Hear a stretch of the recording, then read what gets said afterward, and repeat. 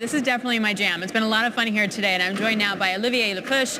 He is CEO of SLB, a major oil services company, but it's so much more than that. New energy, technology, digital, AI, you name it, they do it. Olivier, thank you for joining me. Thank you for having me. I want to start with the economic data we got today. ISM services in the U.S., it was okay. It was maybe a little bit soft on the headline. What's your read on the global economy and the U.S. economy?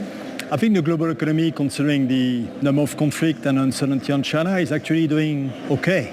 And I think that when you turn it into demand for energy, I think the demand of energy is still growing.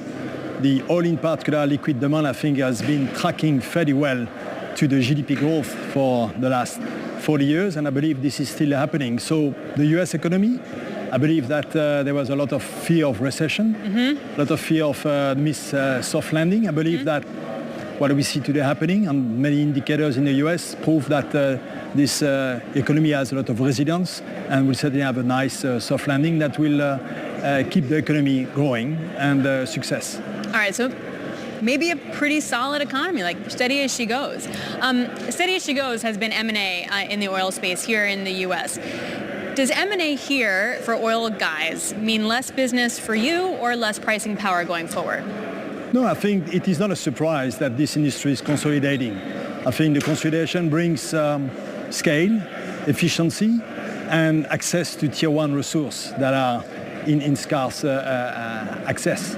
So I believe that for us, the bigger the better, as we call it. We're doing typically better with a larger customer that have a larger portfolio of acreage and solution we can provide. So typically, we provide more recovery, operational performance, and during this transition, more digital services as company wants to extract synergy, wants to extract the effect of scale, and wants to prove that they can gain efficiency by using the best technology they have, both companies are using. So we try to be successful with our technology, and for us it's globally positive. So 1 + 1 doesn't equal less than 2. 1 + 1 equals plus 2. It will on occasion, okay, because there will be consolidation of activity that will high grade the portfolio, high grade the resource set. But as an intensity of technology and what is left, the intensity of technology solution is going higher, and we typically are doing well, and we anticipate to do well and to perform in the US. So based on that, I know that shale is like an infinitesimal part maybe of your business, but I do want to get your take on, are we going to see another surprise performance from US shale production this year like we did last year? I think I'll be surprised that we have a repeat to the same scale.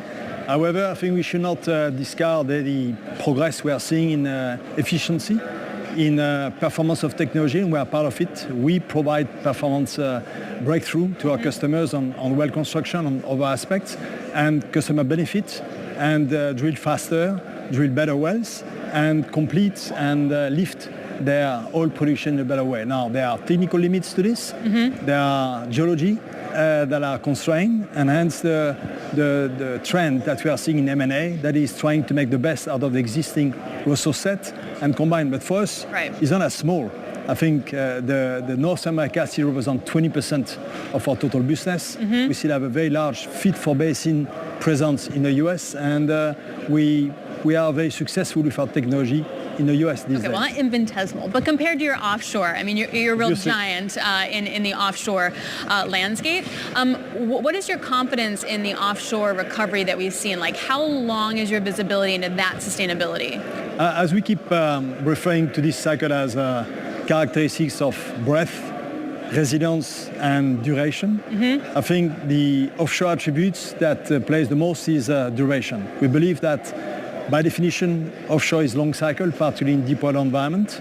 Secondly, there has been a resurgence of some exploration offshore, not only in existing basin, in infrastructure-led exploration, as we call it, but also into new frontier.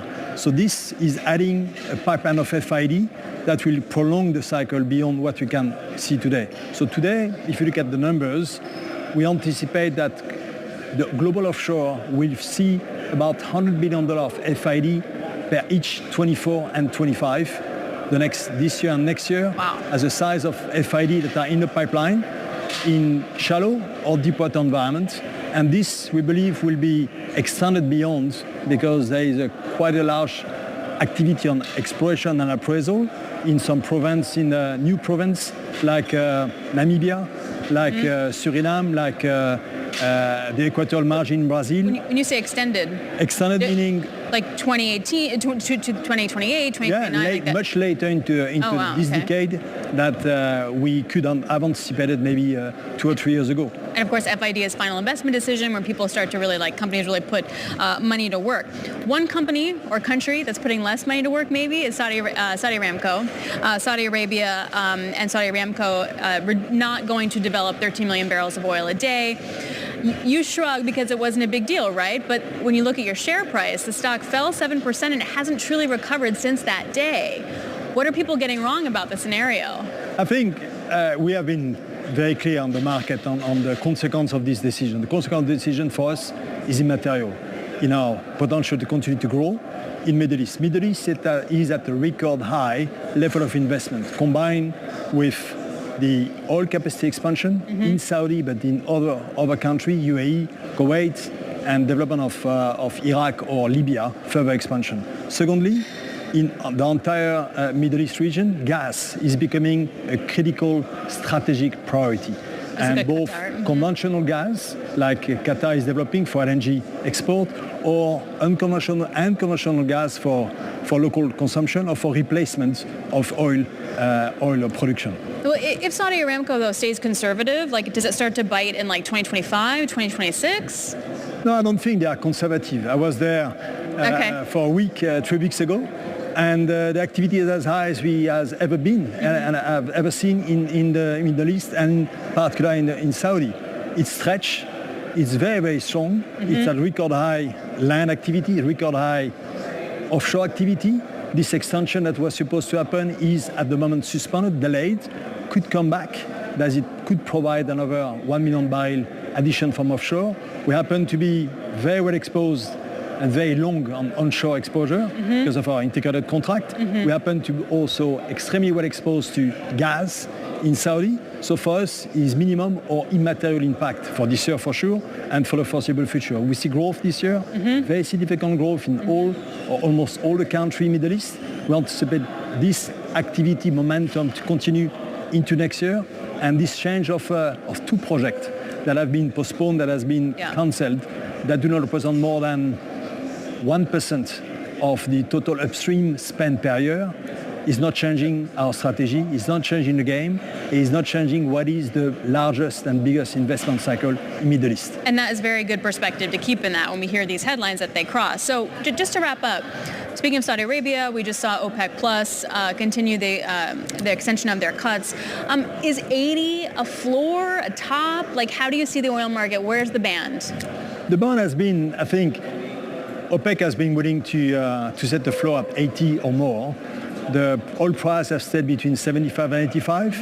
We anticipate this market to stay stretched because OPEC will continue to use, OPEC Plus continue to use their opportunity to adjust to the market demand supply equation. As you can see, the maturity of the US market starting to go towards production plateau will create more pull on international liquid demand. Gas activity internationally continue to expand due to gas security. So this combination will continue to push and support activity outlook. And I'm not willing to predict, will not predict oil price, but we believe that the balance of OPEC Plus, the continued pull on international supply that will stretch the existing resource basins internationally will continue to support a very healthy oil price going forward. So a healthy range. All right, Olivier, thanks a lot. I really appreciate your time today. Olivier Le Peuch, CEO of SLB.